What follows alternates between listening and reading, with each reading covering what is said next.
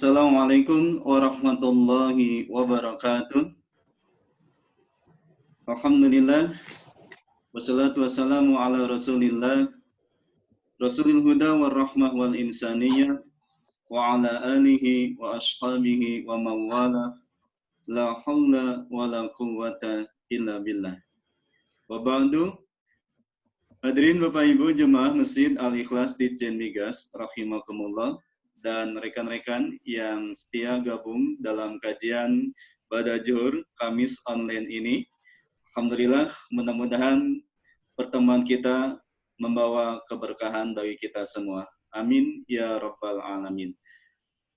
Baik, kajian hari ini insya Allah adalah kajian rutin, kajian tafsir juz amma, yang alhamdulillah pada kesempatan kali ini adalah bahasan surah An-Nazi'ah. Insya Allah akan dibahas oleh guru kita, Ustadz Abu Muhtadi LC dari Livia, Jakarta. Begitu pada para jemaah diharapkan untuk bisa memegang Al-Qur'annya. Silakan dibuka Quran surah An-Nazi'ah dari ayat 1 sampai pembahasannya. Baik, marilah kita simak kajian kita kali ini, kajian tafsir juz amma Al-Quran surah An-Nazi'ah bersama Ustadz Abu Muhtadi LC. Pada beliau kami persilahkan. Tafadhal Ustadz. A'udzubillahi minasyaitonir rajim. Bismillahirrahmanirrahim. Assalamualaikum warahmatullahi wabarakatuh. Waalaikumsalam warahmatullahi wabarakatuh. Alhamdulillah wassalatu wassalamu ala Rasulillah Muhammad ibn Abdullah wa ala alihi wa sahbihi wa man wala amma ba'd. Allahumma rabbana 'alaika tawakkalna wa ilaika anabna wa ilaikal masir. Allahumma rabbi shrah li sadri wa yassir li amri wahlul 'uqdatam min lisani yafqahu qawli ya rabbal alamin. Sebelumnya Ustaz Budi, suara saya jelas? Ya, alhamdulillah Ustaz, jelas. Di sini mungkin agak sedikit bising, maaf. Iya, Ustaz. Segala puji bagi Allah, alhamdulillah yang masih memberikan kita kesempatan di siang hari ini untuk diperjumpakan di majelis ini, meskipun salam dan salam mudah-mudahan senantiasa dilimpah curahkan kepada baginda alam Nabiullah Muhammad sallallahu alaihi wasallam, pada para sahabat, keluarga dan seluruh pengikut beliau hingga akhir zaman. Para jamaah yang dimuliakan Allah, alhamdulillah ya, siang hari ini kita insyaallah akan melanjutkan kembali kajian tafsir Al-Qur'an yang kita sudah memulainya sejak beberapa bulan yang lalu ya. Alhamdulillah kita sudah menuntaskan bahasan tafsir surat atau tadabbur surat An-Naba. Maka di kesempatan pagi hari ini lanjutkan ke surat selanjutnya di juz yang ke-30 ini, yaitu surat An-Nazi'at. Ya. Silakan boleh dibuka mushafnya ataupun juga bisa disimak ya yang ada di layar. Surat An-Nazi'at adalah surat ke-79 ya di juz yang ke-30. Insyaallah di waktu yang singkat ini kita akan mencoba mentadaburi dari ayat 1 hingga 14 ya. Poin-poin penting yang Allah Subhanahu wa taala ingin sampaikan di surat ini. Kita akan bacakan ya terlebih dahulu yang mudah-mudahan memberikan keberkahan bagi kita semua. Ya, saya akan bacakan. A'udzu billahi minasyaitonir rajim. Bismillahirrahmanirrahim. وَالنَّازِعَاتِ غَرْقًا وَالنَّاشِطَاتِ نَشْطًا وَالسَّابِحَاتِ سَبْحًا فَالسَّابِقَاتِ سَبْقًا فَالْمُدَبِّرَاتِ أَمْرًا Yauma tarjufu ar-rajifah tatba'uha ar-radifah qulubun yawma idzin wajifah absaruha khashi'ah yaquluna a inna lamarduduna fil hafirah a idza kunna 'idhaman nakhirah qalu tilka idzan karratun khasirah fa innama hiya zajratun wahidah fa idza hum bis-sahirah. Sadaqallahul azim. Ya. Quran ayat 1 sampai 14 ya. Mari kita perhatikan ya terjemah harfiahnya terlebih dahulu. Ya, wan nazi'ati gharqa, Allah bersumpah demi malaikat yang mencabut nyawa, wan nazi'ati demi malaikat yang mencabut nyawa dengan keras ya. Kemudian di ayat yang kedua Allah Subhanahu menyatakan wan nasyitati nashta, dan demi malaikat yang mencabut nyawa dengan lembut, nashta dengan lembut. Wasabihati samha, dan demi malaikat yang turun ya dari langit untuk melaksanakan perintah Allah Subhanahu wa taala. As-sabqati sabqa, dan demi malaikat yang turun dengan kencang ya. Fal mudabbirati amra, dan juga demi malaikat yang mengatur segala urusan berdasarkan perintah Allah Subhanahu wa taala. Yauma tarjufur rajifah, yaitu hari di mana bumi digoncangkan, tatba'uha ar-radifah, yang dengan goncang yang kedua, qulubu yauma idin wajifah, yaitu hari di mana hati manusia takut, absaruha khashi'ah, kemudian wajah-wajah tertunduk di hadapan Allah Subhanahu wa taala.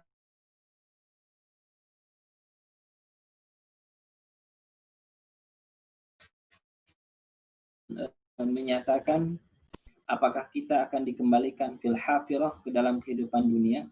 Aidza kunna 'idhaman nakhirah, bukankah kami telah menjadi tulang belulang yang hancur. Qalu tilka idzan karratun khasirah, kalaulah ini terjadi maka ini merupakan pengembalian yang merugikan. Fa innama hiya zajratun wahidah, maka sesungguhnya pengembalian itu terjadi dalam satu tiupan saja, dalam satu waktu yang sangat singkat saja. Fa idahum bisahirah, di mana tiba mereka sadar mereka berada di tempat mereka dikumpulkan, ya, di tempat baru di mana mereka dikumpulkan. Kalau kita baca terjemah surat ini, ya mungkin ada beberapa kalimat yang Allah SWT sengaja sehingga membuat kita kurang bisa memahami apa yang dimaksud dengan oleh Allah SWT di dalam ayat ini. Karena sesungguhnya ayat ini masih berkaitan dengan surat An-Naba. Masih berkaitan dengan surat An-Naba. Yang di dalam ilmu tafsir disebut dengan munasabat bain as-surah. Jadi ada munasabah, ilmu munasabah bain ayat, keterkaitan antara ayat. Dan ada yang kedua, yakni ilmu munasabah baina as-suwar, yang keterkaitan antara satu surat dengan surat yang lain. Karena yang mengurutkan Al-Quran mulai dari surat Al-Fatihah sampai surat An-Nas tidak lainlah Allah Subhanahu wa taala. Ya, Rasulullah SAW mengurutkannya berdasarkan wahyu dari Allah Subhanahu wa taala. Karena kita tahu surat Al-Fatihah bukanlah surat yang pertama kali diturunkan, melainkan surat yang pertama kali diturunkan adalah surat Al-Alaq.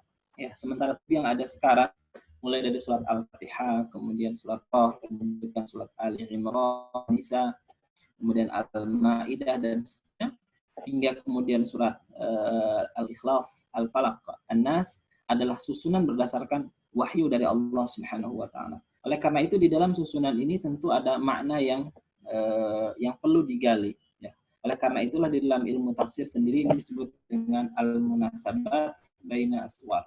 Syekh Mutawalli Asy-Sya'rawi rahimahullah taala beliau menjelaskan dalam tafsir beliau yakni khawatir al-imam,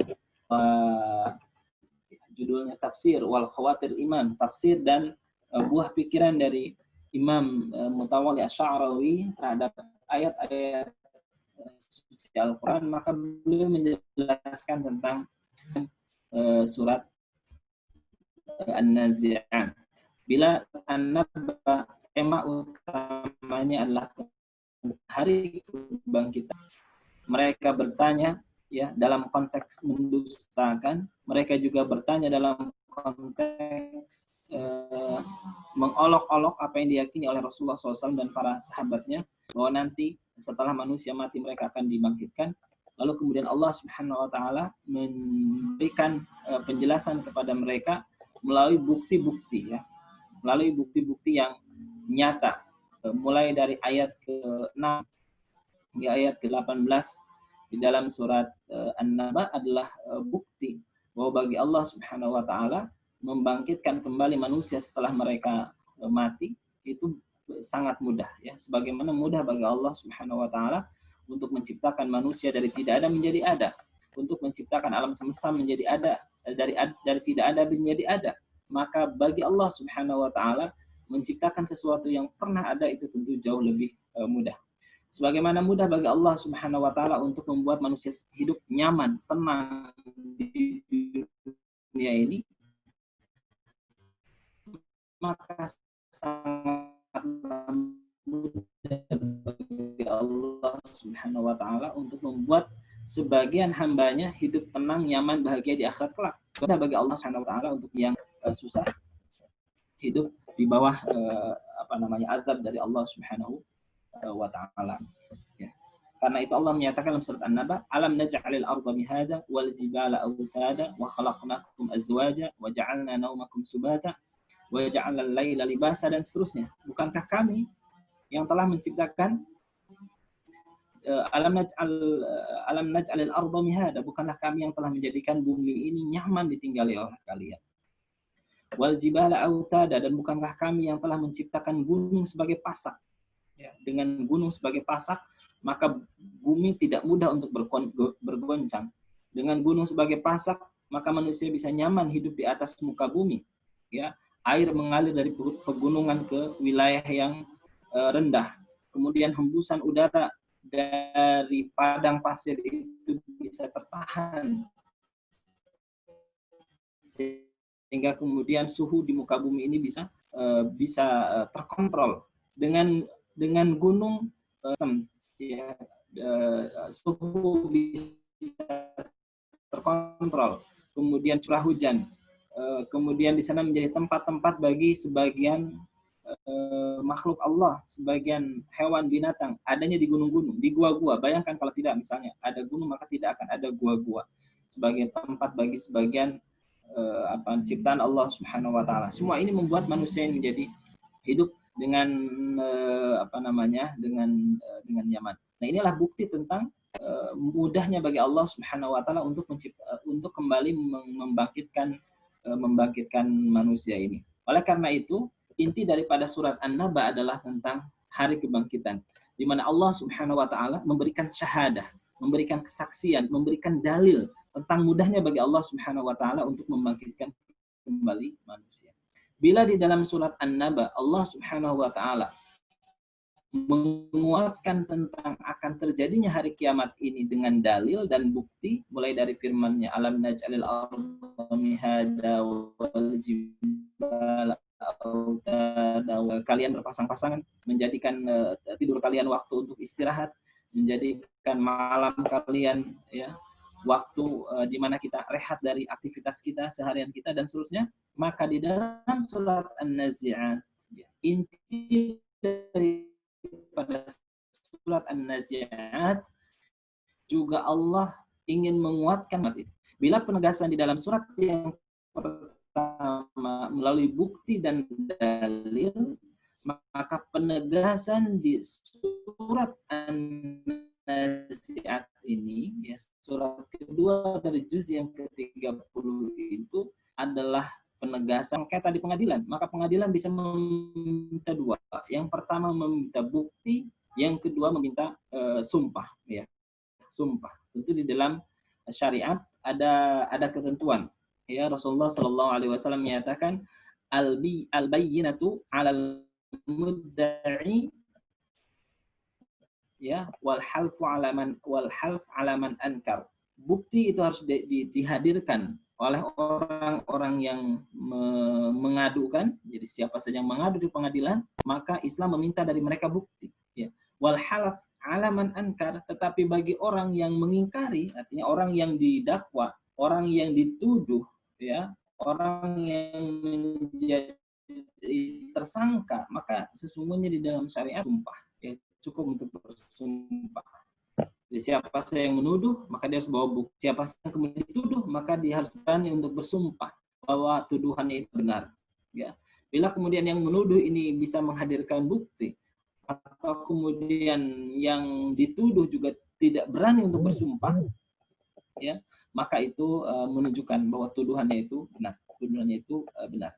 Maka demikian Allah Subhanahu wa taala dalam surat An-Naba dan surat An-Nazi'at, ya, berkaitan dengan akan terjadinya hari kiamat, hari kebangkitan, hari di mana manusia dikumpulkan, hari di mana manusia diberikan catatan amal, hari di mana manusia akan berhadapan dengan Allah mempertanggungjawabkan seluruh amal perbuatannya, hari di mana manusia akan melihat seluruh amal perbuatannya, hari di mana atas setiap perbuatan kita, hari di mana manusia akan ditimbang seluruh amal perbuatannya, maka Allah menguatkan dengan dua hal. Yang pertama, bukti dan dalil di surat An-Naba, lalu kemudian sumpah yang Allah Subhanahu wa taala sampaikan di dalam surat An-Nazi'at.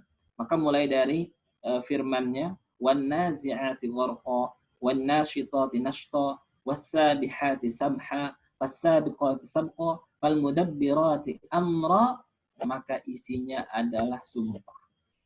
Allah bersumpah. Nah, kalau kita bersumpah, kita boleh bersumpah dengan apa saja. Maaf, kalau kita bersumpah, kita tidak boleh bersumpah dengan sembarang. Kita hanya boleh bersumpah dengan menyebut nama Allah. Ya, maka ada 3 kata sumpah, huruf sumpah, yaitu ba, billahi, kemudian waw, wallahi, atau ta, tallahi. Itu bagi kita. Tetapi bagi Allah Subhanahu wa taala, maka bersumpah itu boleh dengan apa saja. Boleh dengan apa saja. Kenapa demikian? Karena seorang itu bersumpah untuk menunjukkan bahwa apa yang dikatakannya benar. Ya, untuk menunjukkan apa yang dikatakannya benar, dia menunjukkan sesuatu yang menurutnya agung, yang tidak mungkin kemudian dia berdusta dengan menyebutkan kata-kata itu. Oleh karena itu, orang-orang Arab terdahulu, ya, mereka mengatakan wa abi wa ummi, demi bapakku, demi ibuku, karena dia mengagungkan ibunya, karena dia mengagungkan ayahnya. Tidak mungkin dia berdusta dengan menyebut nama ayahnya. Tidak mungkin seorang berdusta dengan menyebut nama ibunya, karena ayah dan ibu adalah sosok yang diagungkan, sosok yang disucikan. Nah, disinilah kemudian Allah Subhanahu wa taala memberikan syariat di dalam bersumpah itu hanya dengan menyebut nama Allah. Dengan menyebut nama itulah sehingga kemudian ketika seorang itu muslim itu bersumpah, dia akan bergetar hatinya karena dia menyebut sesuatu yang Allah takut, ada sesuatu yang Allah agung, tidak yang agung. Karena itu Allah SWT ketika bersumpah itu bukan kemudian takut dengan sesuatu yang digunakan untuk bersumpah tersebut, atau kemudian Allah Subhanahu wa taala mengagungkan sesuatu tadi ya karena dirinya merasa segan begitu, tetapi Allah Subhanahu wa taala bersumpah dengan makhluknya agar makhluknya tadi dianggap agung oleh hambanya. Ya, ini bedanya sumpah kita dengan Allah, dengan sumpahnya Allah. Kalau kita hanya boleh bersumpah dengan menyebut nama Allah, karena sumpah itu sendiri merupakan bentuk takdis, bentuk pengagungan, tetapi Allah dengan sesuatu yang disebutkan, melainkan Allah ingin menunjukkan kebesaran, keagungan ciptaan yang Allah Subhanahu wa taala gunakan bersumpah. Nah, ini sedikit penjelasan. Maka di dalam sumpah itu, satu, berarti ada orang yang bersumpah. Yang kedua, ya, ada sesuatu yang digunakan untuk bersumpah. Yang ketiga, ada perkara yang dengan perkara itu perlu dikuatkan, ya, informasinya sehingga kemudian perlu bersumpah. Yang keempat adalah orang yang diajak bicara, ya, di dalam sumpah tersebut yang ingin diyakinkan, atau pihak pengadilan sumpah, yaitu orang yang dituduh. Kemudian ada perkara yang digunakan untuk bersumpah. Kalau dia muslim hanya boleh menyebut nama Allah, billahi wallahi tallahi, ya, billahi wallahi tallahi. Kemudian dia bersumpah dengan menyebut nama Allah, bersumpah akan tidak benarnya Tuhan yang kemudian dituduhkan atau disampaikan, diajukan kepadanya. Dan yang keempat adalah pihak yang ingin diyakinkan. Diyakinkan siapa? Yang ingin diyakinkan dia adalah qadhi, ya, kepala qadhi yang akan memutuskan perkara. Di sini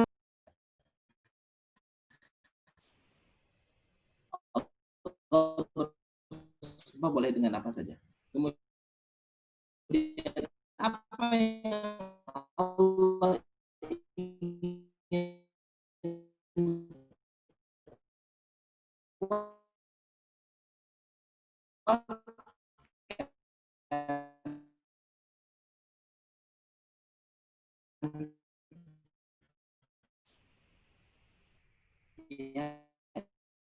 dalam ayat ini, di dalam surat ini Allah ingin sampaikan dengan menggunakan yamin, dengan menggunakan sumpah. Siapa mereka?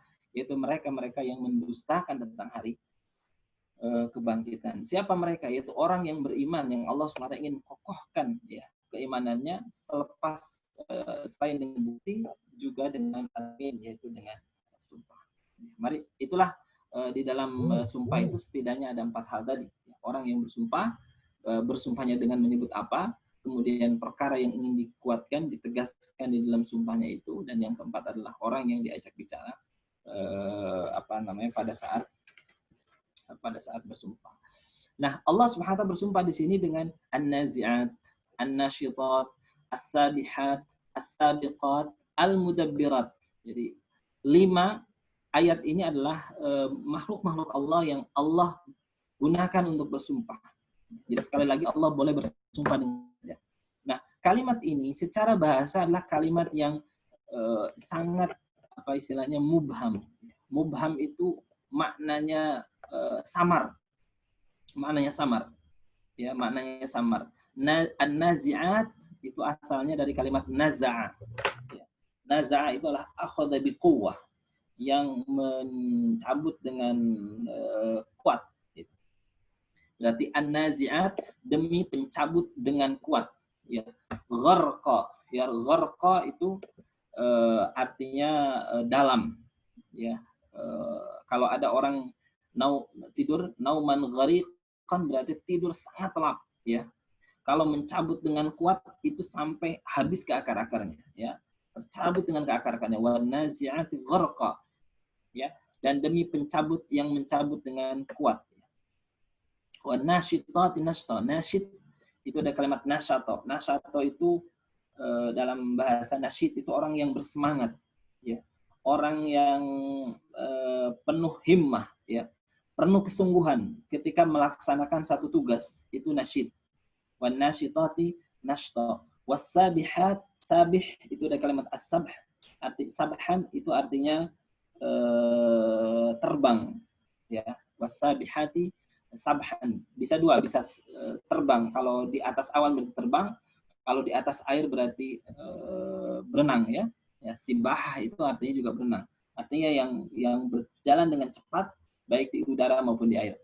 Fasabiqat itu kemudian yang mendahului, Fal mudabbirat itu yang mengatur. Nah, para ulama itu berbeda tafsir, ya. Apa yang maksud dengan an-nazi'at, apa yang maksud dengan an-nasyitat, apa yang maksud dengan as-samihat. apa yang dimaksud dengan as-sabiqat dan al-mudabbirat. Jumhur mufassirin atau mayoritas mufassirin itu memandang ya atau berpendapat bahwa yang dimaksud dengan an-nazi'at, an-nasyitat, as-sabihat, as-sabiqat, al-mudabbirat itu tiada lain adalah malaikatnya Allah Subhanahu wa taala ya. An-nazi'at, an-nasyitat, as-sabihat, as-sabiqat inilah para malaikat. An-nazi'at malaikat yang demi malaikat yang mencabut nyawa dengan kuat. Wan nasyitat ya demi malaikat yang mencabut nyawa dengan lembut. Nasyid. Sebagian ada menyatakan demi malaikat yang melaksanakan tugas dari Allah Subhanahu wa taala dengan penuh kesungguhan. Tidak pernah merasa lelah. Ya, tidak pernah merasa capek dan lelah. Wasabihat itu demi malaikat yang bergegas ya. Jadi kalau semangat itu adalah rasa di dalam jiwa untuk melaksanakan satu pekerjaan itu dengan penuh dengan ketulusan. Kalau sabihat itu cepat, segera, ya. Maka diungkapkan dengan kalimat sabih. Sabih itu adalah terbang di atas awan. Ya. Kalau kita secepatnya kita melaksanakan satu tugas, pindah dari satu tugas kepada tugas yang lain, ya kita kemampuan kita ya hanya bisa berjalan. Ya. Tentu manusia berpikir supaya lebih cepat ya berpindah dengan menggunakan kendaraan. Kemudian supaya lebih cepat lagi dengan menggunakan pesawat terbang ya, dan malaikat tentu jauh lebih cepat lagi dengan itu karena malaikat itu tentu berjalan ya tidak seperti manusia berjalan kemudian berpindah satu tempat ke tempat yang lain memiliki kekuatan yang diberikan oleh Allah Subhanahu wa taala sehingga digambarkan dia as-sabihat ya bisa terbang di atas udara. As-sabiqat dan malaikat yang mendahului ya. Ketika ada satu malaikat yang turun dari atas langit untuk melaksanakan satu tugas, kemudian ada malaikat yang diberikan tugas oleh Allah Subhanahu wa taala dan diperintah untuk lebih bersegera. As-sabiqat sehingga kemudian menyalip, sehingga kemudian menyusul malaikat-malaikat yang lain. Fal mudabbirat ya dan malaikat yang mengatur segala urusan ya, yang mengatur segala urusan dengan izin dan kekuatan yang diberikan oleh Allah Subhanahu wa taala. Ini sebagian ahli tafsir memahami seperti itu, tapi sebagian ahli tafsir yang lain ada yang memandang bahwa nazi'at ya itu artinya adalah matahari ya. Kemudian wan nasyitat artinya adalah bintang-bintang ya. Kemudian wasabihat artinya adalah planet-planet. Jadi adanya keragaman di tengah-tengah para mufassir ya itu memang karena ayatnya sendiri mubham, bisa dipahami begitu, bisa dipahami begini. Bagaimana misalnya matahari itu bisa di fal mudabbirat ya, bisa diartikan bisa mengatur. Ya tentu dengan fungsi yang diberikan oleh Allah Subhanahu wa taala, ada dengan matahari itu ada siang, kemudian ada malam ya, ada sinar ya yang menjamin yang dengannya kemudian tumbuh-tumbuhan itu bisa hidup.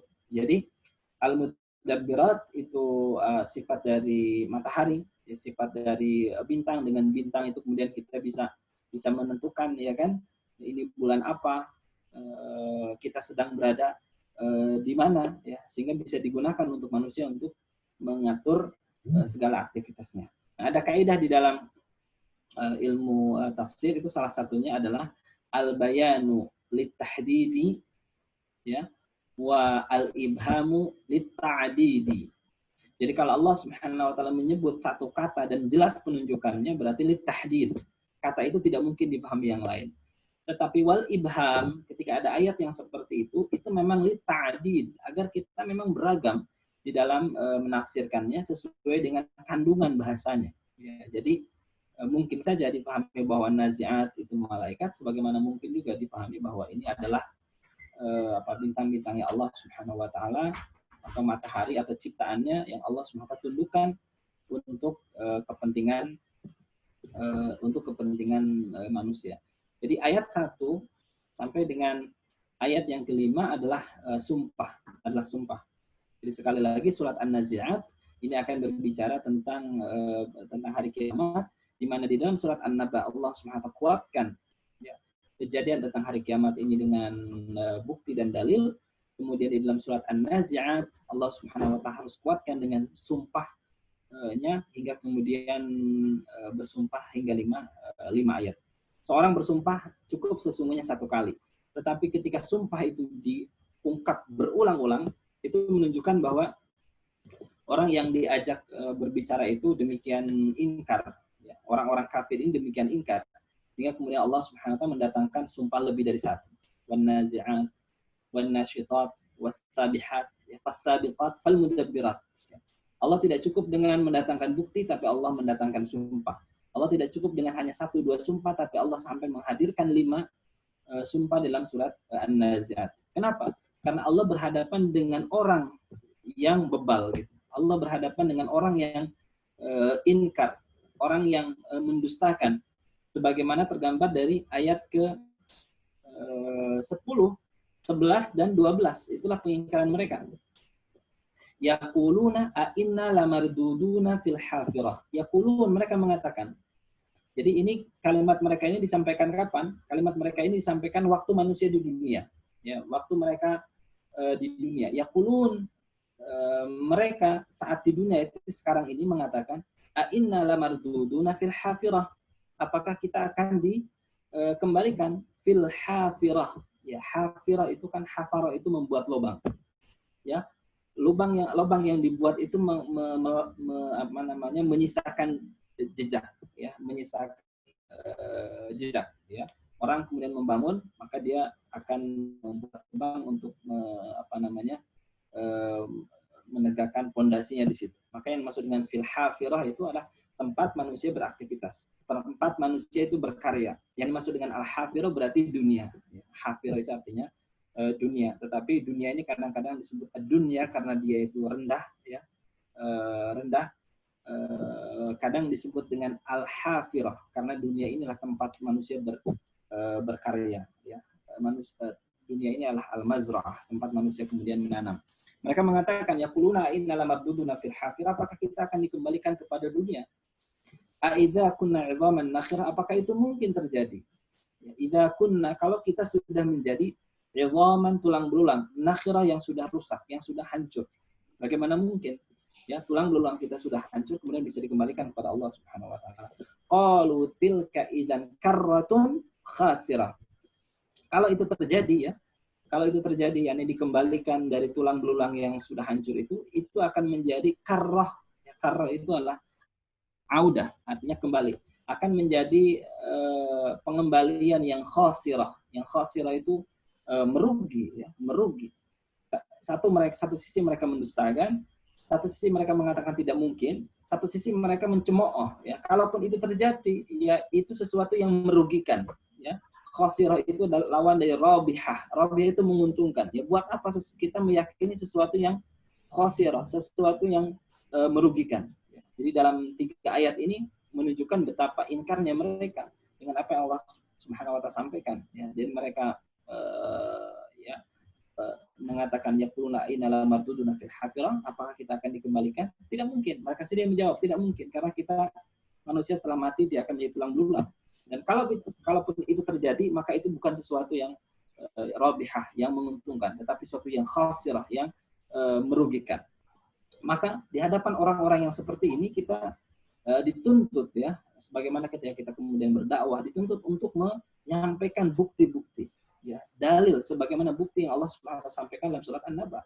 Berhadapan dengan mereka kadang-kadang kita harus menguatkan dengan kalimat sumpah, sebagaimana Allah Subhanahu wa taala menguatkan dengan kalimat sumpah, yaitu untuk menjelaskan tentang terjadinya hari kiamat yang Allah Subhanahu wa taala sampaikan dalam ayat yang ini, yang baris merah yang pertama, yaitu yauma tarjufur rajifah, ya, ketika terjadi goncangan yang dahsyat, tatba'uhar radifah, diikuti dengan goncangan yang kedua, qulubun yauma idzin wajifah, ya, hati yang dulu sombong, ya, pada saat itu tertunduk takut di hadapan Allah Subhanahu wa taala, absaruha khasyiah, ya, begitupun mata mereka, ya, mereka tidak lagi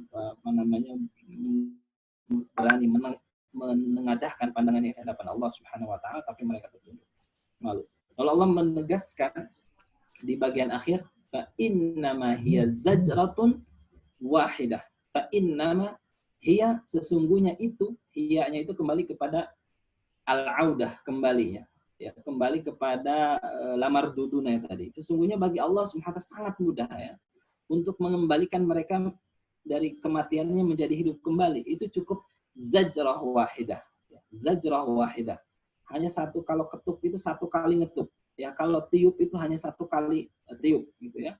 Kalau perkataan itu hanya satu kalimat itu terjadi. Fa innama hiya zajratun wahidah, dalam sesaat fa idahum bisahirah. Mereka tiba-tiba nanti akan sadar bahwa mereka berada di tanah yang lapang. Ya, sahirah itu dari apa namanya, artinya dataran. Ya, dataran atau hamparan. Maka yang maksud dengan faidahum bisahirah itu artinya adalah padang mahsyar. Faidahum bisahirah, mereka tiba-tiba akan sadar bahwa mereka telah dikumpulkan oleh Allah Subhanahu wa taala di padang mahsyar untuk menerima catatan amal dan mempertanggungjawabkannya di hadapan Allah Subhanahu wa taala. Jadi singkatnya, surat An-Nazi'at ayat 1 sampai 14 itu kembali menguatkan pesan informasi yang Allah sampaikan di surat An-Naba, tetapi dengan cara yang lain. Bila dalam surat An-Naba Allah menyampaikan bukti, maka di dalam surat An-Nazi'at itu Allah sampaikan sumpah.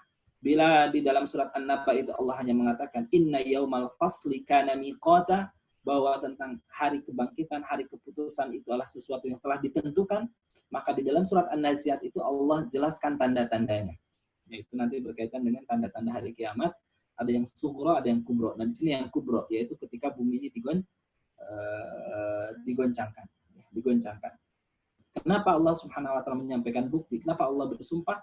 Karena Allah berhadapan dengan orang-orang kafir yang senantiasa mengingkari apa yang disampaikan kepada mereka oleh Rasulullah sallallahu alaihi wasallam.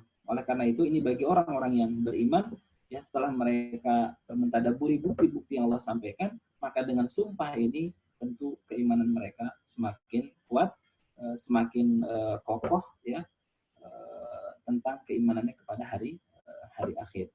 Keimanan pada hari akhir itulah sesungguhnya yang membuat manusia tidak akan pernah menyia-nyiakan waktunya di dunia ini, karena waktu di dunia ini adalah waktu untuk hafir. Hafir itu berkarya, beramal. Itulah yang kemudian akan nanti dipetik akan kita petik hasilnya di akhirat kelak, tatkala kita ditunjukkan oleh Allah Subhanahu wa taala setiap pahala amal yang kita laksanakan di dunia ini. Ya. Mungkin itu Ustaz Budi bisa saya sampaikan. Beliau masih ada di sini, Ustaz Budi? Ya, baik Ustaz, alhamdulillah. Baik Ustaz, alhamdulillah pembahasan Quran surah An-Nazi'at telah kita dengarkan secara seksama, dan kita sekarang masuk pada sesi tanya jawab. Sebenarnya Ustaz, saya bertanya Ustaz terkait gramatika bahasa Arabnya Ustaz, ya, ini sangat menarik sekali. Dari kata ayat pertama dan ayat kelima ini, wan nazi'ati ghorqa. Ini kan diartikan kalimat sumpah demi malaikat yang mencabut nyawa dengan keras. Yang saya pertanyakan Ustaz, ini kenapa pelakunya atau simpailnya dimuannaskan, ya, jamak lagi? Apakah menunjukkan pada, mohon maaf, malaikat itu muannas atau gimana Ustaz? Coba Ustaz segitu dulu. Jadi nazi'ah, ya, nazi'ah itu dari kalimat nazi'. Nazi' itu sesuatu yang orang yang mencabut, ya. Orang yang mencabut. Ada nanti itu disebut ismiyah, ta'il al-ismiyah. Seperti misalnya begini, sesuatu yang benar kan hak, al-haq.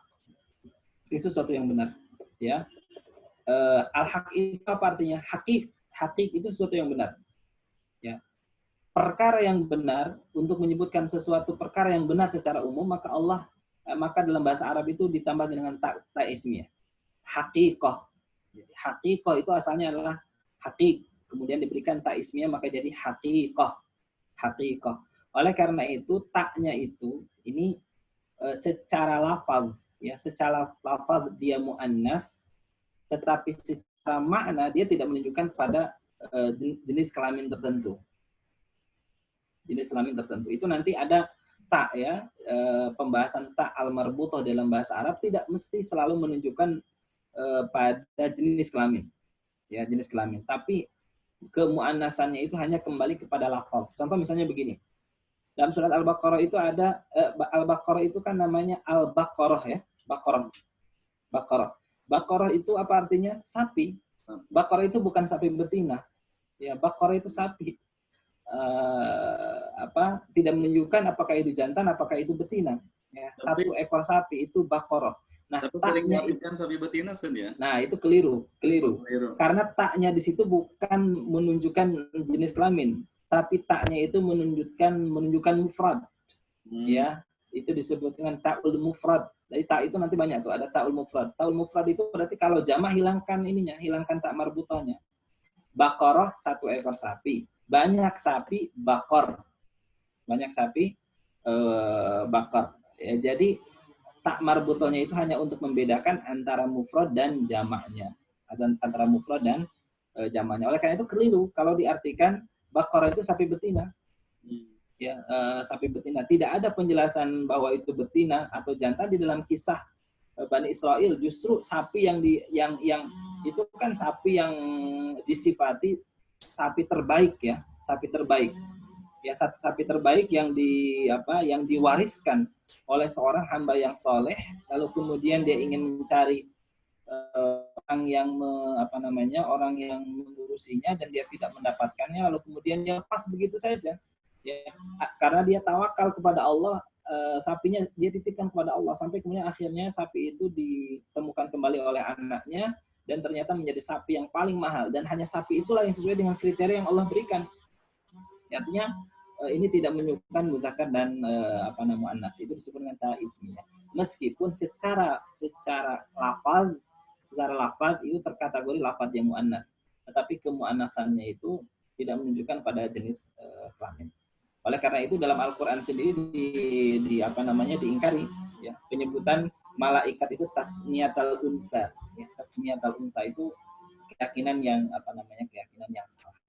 Jadi di sini hanya dipahami jamak saja, wan nazi'at, dan demi para malaikat ya, dan demi para malaikat yang mencabut nyawa dengan kuat. Wan nasyitati nasra itu menunjukkan jamak dan tidak menunjukkan ta'utanis. Itu seperti kasus Al-Baqarah itu yang sering diterjemahkan keliru jadi sapi betina. Baik, Ustaz. Walaupun itu terjemahannya dari Jepang juga seperti itu ya. Baik, Ustaz, ini menyambung nih dari Ustaz Firdaus, Ustaz, lewat chat. Bila bertanya, izin bertanya Ustaz, terkait susunan kata di ayat 1-5, dilihat dari tata bahasa Arab, di mana kata kedua dalam posisi nasab, seperti an-nazi'ati ghorqa, Ustaz. Apakah ada yang dimazhub atau bagaimana, Ustaz? Apakah ada yang dibuang atau bagaimana, Ustaz? Atau dalam posisi hal? Apa itibarnya, Ustaz? Tafadhol, Ustaz. Akhir. Nah itu dari sisi i'rab ya, gharqa, nashta, sabha, sabqan, amran, itu dia maf'ul mutlaq ya. Maf'ul mutlaq dari ismul fa'il. Kan an-nazi'at itu kan ismul fa'il kan. Ismul fa'il itu menunjukkan pelaku. Jadi isim maf'ul mutlaq itu di dalam maf'ul mutlaq itu di dalam bahasa Arab itu dari contoh misalnya gini ya, kalimatnya darabtu darban ya, saya memukul darban, maka darbannya itu dia maf'ul mutlaq dari kalimat daraba. Tetapi maf'ul mutlaq itu tidak hanya dari fi'il, maf'ul mutlaq itu bisa dari ismul fa'ilnya, dari bisa pelakunya. Maka kalimatnya itu wan nasyitati nashtan, itu wan nasyitati allati tanshat nashtan. Kalau mau dilengkapi jadinya seperti itu. wan nasyitatil lati tanshatu nashtan. Ya, jadi nashtannya adalah maf'ul mutlak. Maf'ul mutlak itu jaa lit ta'kid. Ya. Fungsinya daripada maf'ul mutlak itu untuk menguatkan. Wan nasyitati, dan demi malaikat yang melaksanakan tugas dari Allah dengan penuh kesungguhan, kelapangan, mereka tidak merasa berat, nashtan, dan benar-benar sungguh-sungguh, benar-benar lapang, benar-benar tulus. Jadi ini maf'ul mutlak yang maknanya itu untuk menguatkan si ismul fa'ilnya, karena ismul fa'il itu menunjukkan kepada fi'il. Kalau mau ditakdirkan boleh tadi ya, takdirkan jadi wan nasyitatil lati tanshatu nashtan. Nah, kenapa kemudian gharqan?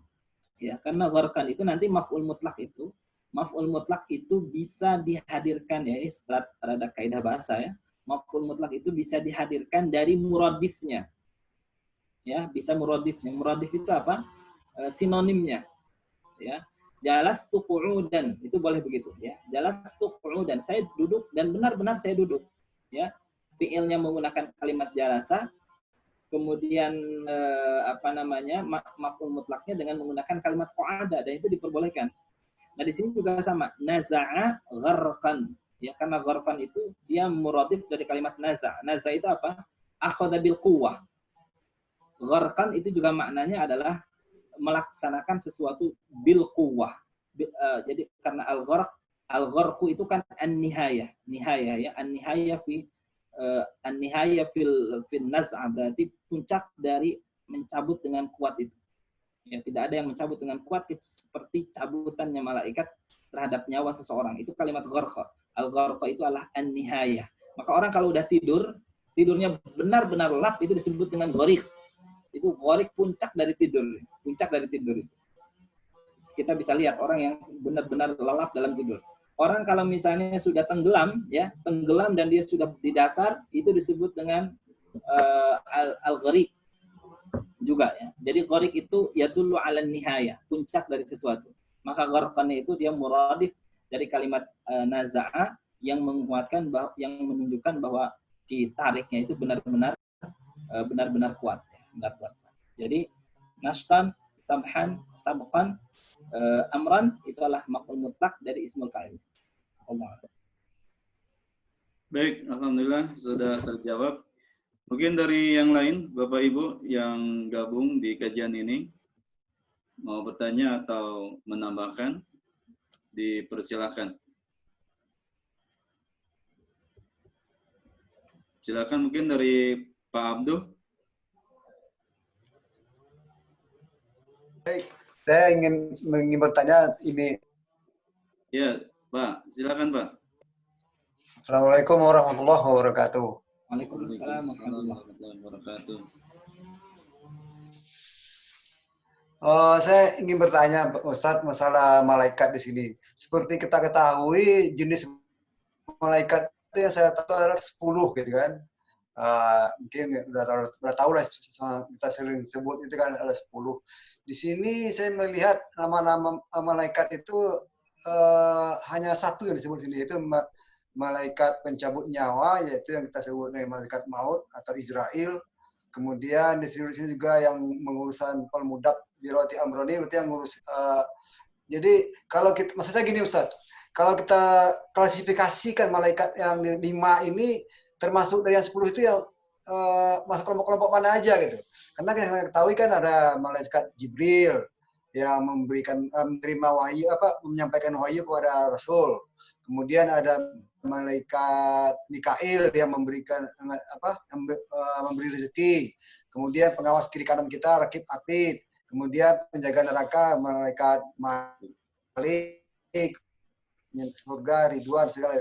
Nah, saya ingin bertanya, yang malaikat yang 5 di sini termasuk golongan mana tuh Ustaz? Itu aja pertanyaan saya Ustaz. Terima kasih Ustaz.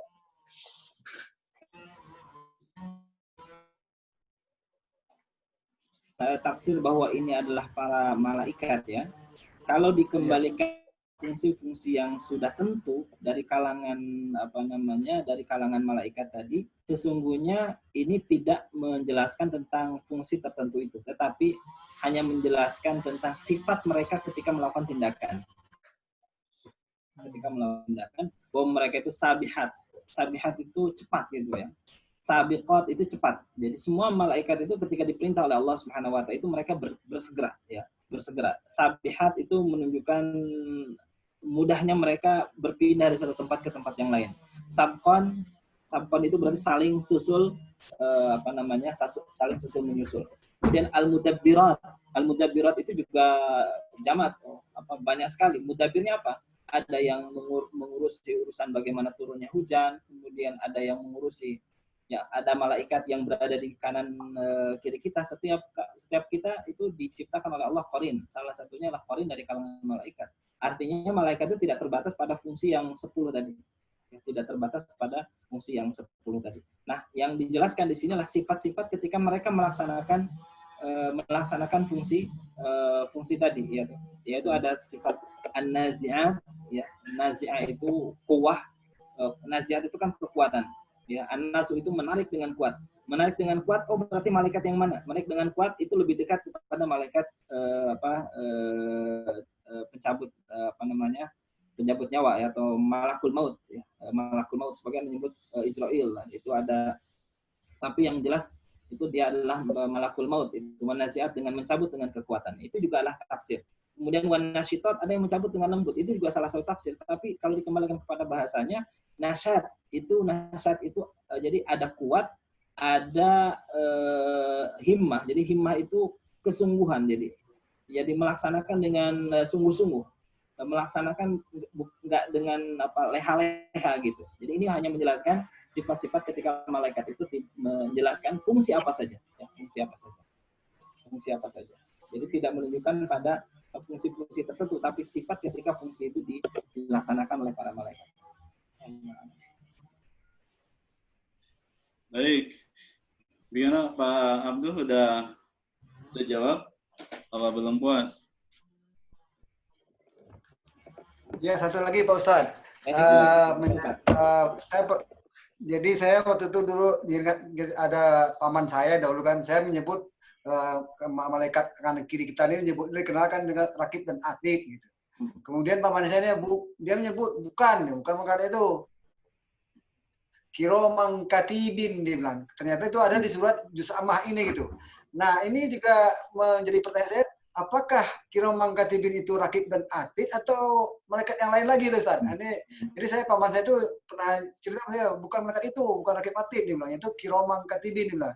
Yaitu ini saya ternyata itu ada di surat Juz Ammah, saya lupa berapa itu ada gitu. Ini, Ustaz. Nah, itu apakah sama itu Ustaz? Rakib atid dengan malaikat rakib dan atid dengan kiromang katibin itu sama nggak Ustaz? Itu lagi Ustaz. Terima kasih Ustaz. Ya, sebetulnya istilah raqib dan atid ya, menggunakan ain ya. Kita sering raqib atid ya, raqibun atid itu dengan itu juga nama yang disebutkan di dalam disebutkan di dalam Al-Qur'an yang mencatat. Jadi kalau raqib itu kan dalam surat Qaf ya, Allah SWT menyatakan ma yalfidhu min qaulin illa ladaihi raqibun atid. Tidak ada suatu kata yang diucapkan melainkan ada di malaikat pengawas kalau mencatat. Raqibun atidun. Raqibun atidun itu katibun, itu nama daripada yang lain ya, nama daripada lain dari raqibun atidun itu adalah al-katibun yang senantiasa mencatat. Jadi sebetulnya boleh menggunakan mana saja. Ya, boleh menyebut raqibun atid itu juga sama. Karena itu adalah nama yang Allah sebutkan dalam Al-Quran. Ma yalfidhu min qaulin illa ladaihi raqibun atidun. Kiraman katibin, katibun mencatat. Baik, udah terjawab Pak Abdul ya? Jadi sama itu Ustaz? Sama. Rakib atid tadi sama dengan kiraman katibin sama Ustaz? Katibin, sahih. Sama atau beda dia Ustaz? Sama. Oh ya, makasih Ustaz. Kiramin itu yang di surat Al-Infitar ya. Ya. Itu para pencatat amal. Ya berarti meskipun sebetulnya nisbahnya beda saja. Jadi konteksnya dalam ayat Raqibun Atid itu ya apa yang kita katakan. Kalau di sini Allah SWT sebutkan objeknya apa yang kita katakan. Apa yang kita katakan. Jadi sama saja. Baik, mungkin ada yang lain yang mau bertanya terkait Quran Surah An-Nazi'at. Mas Indra mungkin? Indra Wardana.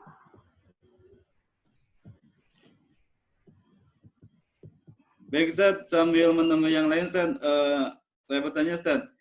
Ini dalam Al-Quran, ketika Allah bersumpah, itu kebanyakan memakai harful qasamnya itu waw, Ustaz. Dan itu biasanya di awal surat.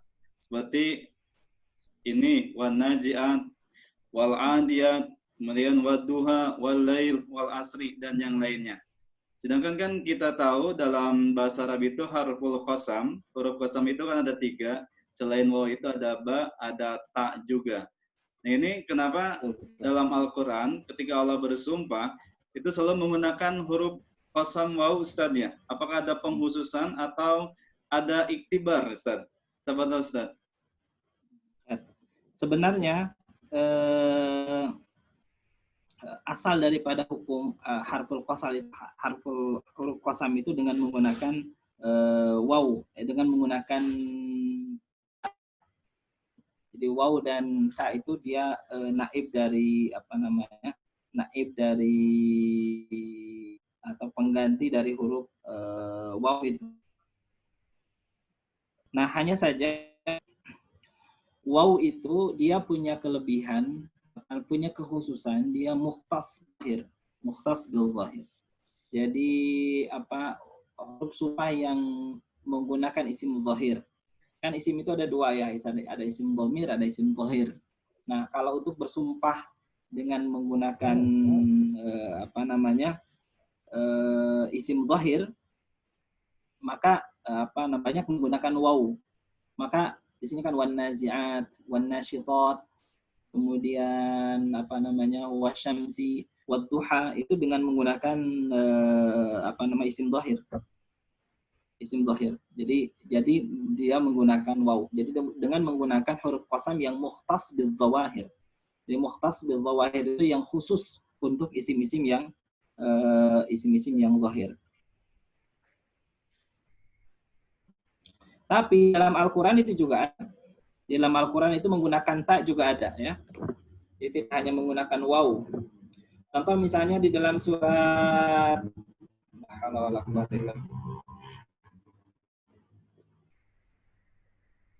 ya, itu yang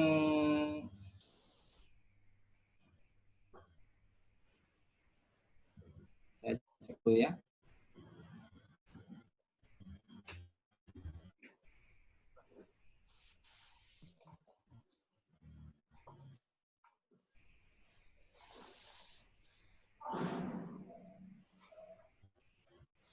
Dalam surat Yusuf ya.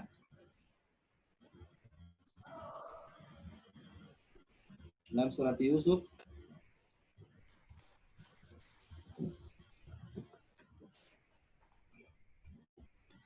ini kalau kita di dalam Al-Qur'an itu setidaknya 1 2 3 4 5 6 7 8 9. Ada 9 ayat juga yang Allah menggunakan ta. Dalam surat Yusuf, qalu tallah, qalu tafta'u. Dalam surat An-Nahl, wa yaj'aluna lamma ya'lamuna nasiban mimma razaqnahum tallahi latas'alan. Tallahi latas'alan. Tallahi laqad arsalna ila umamin min qablika. Jadi ini hanya kebetulan saja Allah menggunakan waw. Ya, salah satu bentuk bahwa ada huruf qasam yang lain dalam Al-Quran itu ada. Dapatkan ada 10 setidaknya 10 atau 11 ayat yang Allah menggunakan huruf ta.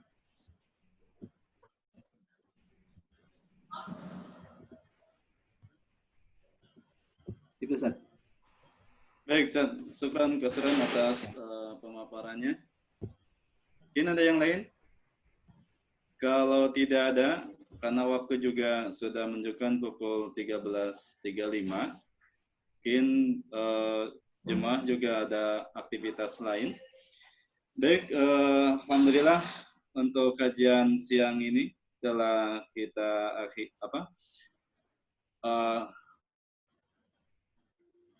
jalani, dan alhamdulillah ini ada di ujung akhir kajian kita. Mudah-mudahan kita bisa mengaplikasikannya dalam kehidupan sehari-hari dalam pengamalan surah An-Nazi'at ini.